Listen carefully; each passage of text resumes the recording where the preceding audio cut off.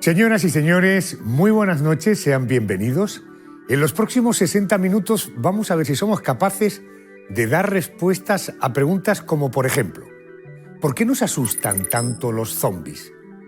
¿Existen los muertos vivientes? Oiga, ¿por qué vuelan los aviones? ¿O por qué en algunos países se siembran nubes en el cielo y eso provoca lluvia? ¿Por qué si tienen alas los pingüinos no pueden volar? Y una más. ¿Por qué hay tantas plantaciones de mangos y aguacates en la comarca de la Axarquía? De todo esto hablaremos durante la próxima hora aquí, en la televisión pública de Málaga. Señoras y señores, El porqué de las cosas, 15ª entrega.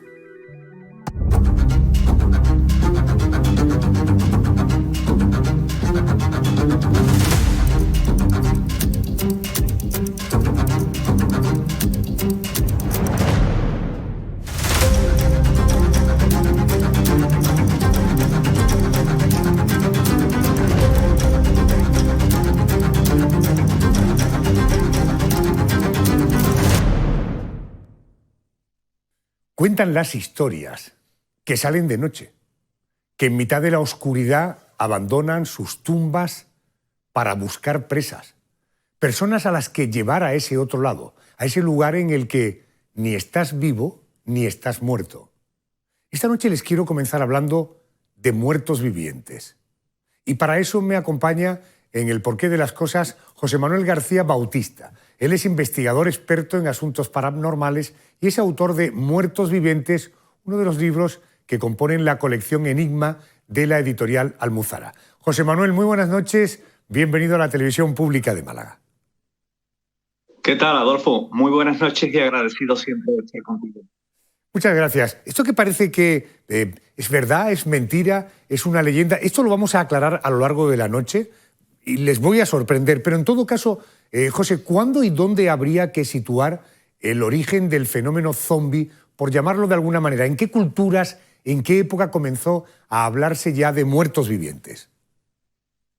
Pues realmente, fíjate, el tema de los muertos vivientes nos tenemos que remontar a la antigua Grecia, donde ya en Europa se hablaba de retornados, de personas que habían fallecido y habían regresado, habían vuelto de la muerte. Pero realmente el concepto moderno lo tenemos a partir del siglo XVII en Haití, en lo que antiguamente eran colonias españolas, donde por un sincretismo religioso pues se tenía también constancia de ritos que hacían resucitar a los muertos y que de alguna forma eran parte del folclore, pero también de la cultura de aquellos pueblos caribeños.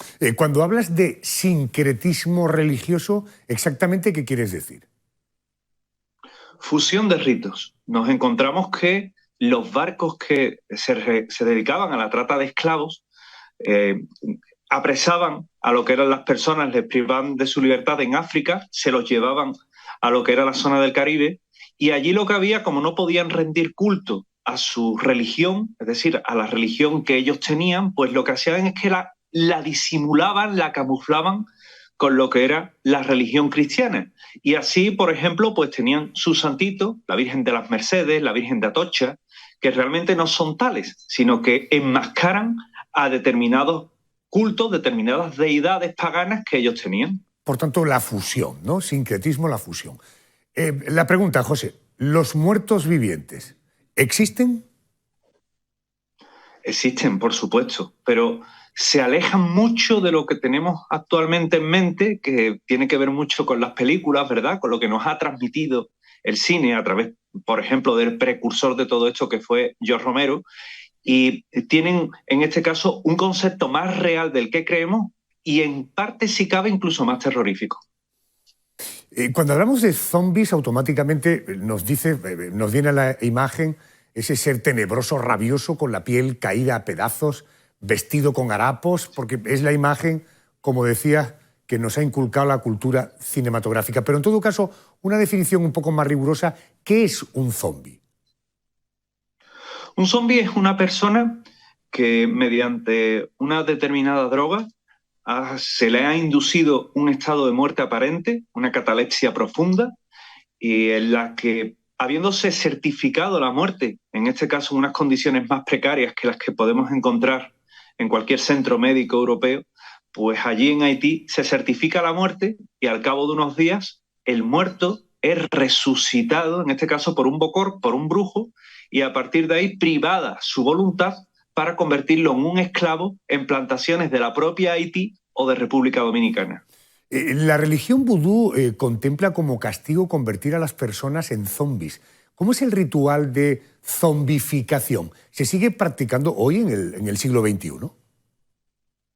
Se sigue practicando, Adolfo, y de hecho ese ritual se realiza casi sin darte cuenta, porque la persona que encarga la zombificación realmente lo que está encargando a un bokor, a un brujo, es el contacto de la víctima con una droga, la tetratodoxina, que se saca del pez globo, por vía cutánea, es decir, basta con que roce a una persona para que esa persona caiga bajo los influjos de esa droga, y a partir de ahí, bueno, pues se realiza toda una ceremonia de enterramiento, de luto, y lo curioso es que al cabo de los 2, 3 días suele el bokor acudir a la tumba, reavivar al difunto que ya tiene conciencia, se le aplica otra droga que es la escopolamina, esa droga que últimamente está tan de moda porque entre otras cosas es la base de la burundanga, y a partir de ahí, bueno, pues esa persona te puedo garantizar que no tiene recuerdos, que es un autómata y que hace lo que se le ordena. Quizás es una de las peores maldiciones, uno de los peores trabajos de venganza que se puede hacer ahora mismo en Haití, tal y como tú y yo esta noche estamos hablando. José Manuel, ¿tú has tenido algún tipo de experiencia de contacto con muertos vivientes?